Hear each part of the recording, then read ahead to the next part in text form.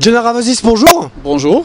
Vous êtes blogueur sur America Blog, un blog démocrate particulièrement réputé aux États-Unis. Et depuis le début des primaires, vous commentez tout ce qui a fait la campagne américaine. Quelle évolution vous avez pu remarquer depuis la première vague d'expansion des blogs politiques aux États-Unis en 2004, maintenant en 2008 avec l'élection présidentielle?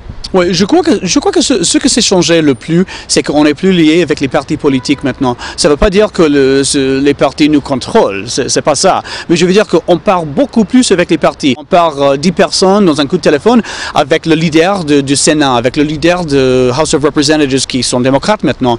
Donc, et on fait ça avec les blogueurs chaque mois, chaque 2 mois. Donc on parle beaucoup plus avec les partis pour organiser une stratégie et c'est ça qui s'est changé.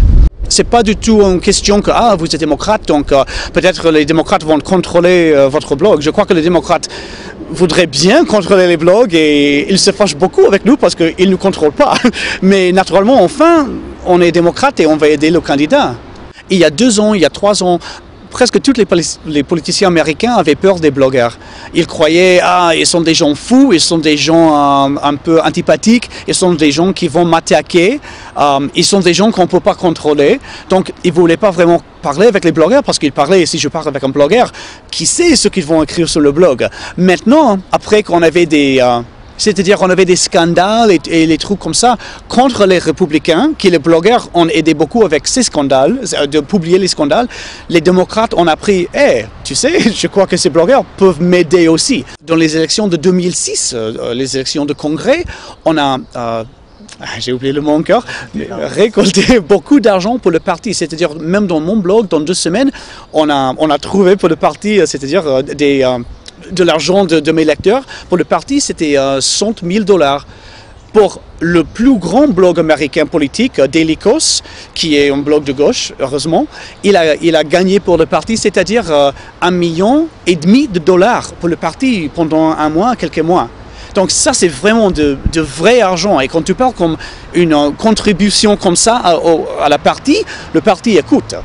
Je ne sais pas comment ça marche en France, mais malheureusement, l'argent parle un peu en Amérique dans la politique. Donc après ça, évidemment, nos politiciens ont dit « Ok, je crois que les blogueurs sont un peu plus que des gens qui sont des petits-enfants avec lesquels on ne doit pas parler ».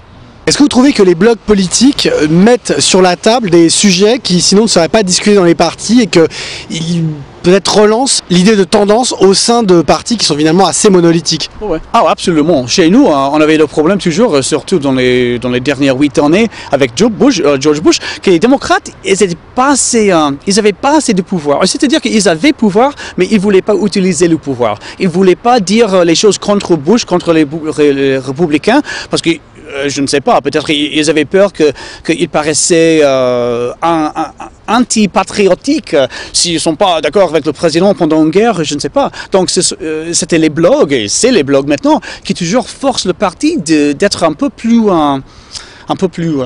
fière et forte contre les républicains. Donc ça aide beaucoup. Mais aussi avec des sujets particuliers, certainement. Soit peut être l'avorte, soit peut être les droits des gays, soit peut être le droit du gouvernement de ne pas écouter à ses conversations au téléphone. Okay? C'est tout ce genre de les choses, on dit privacy privée, oui, la vie privée.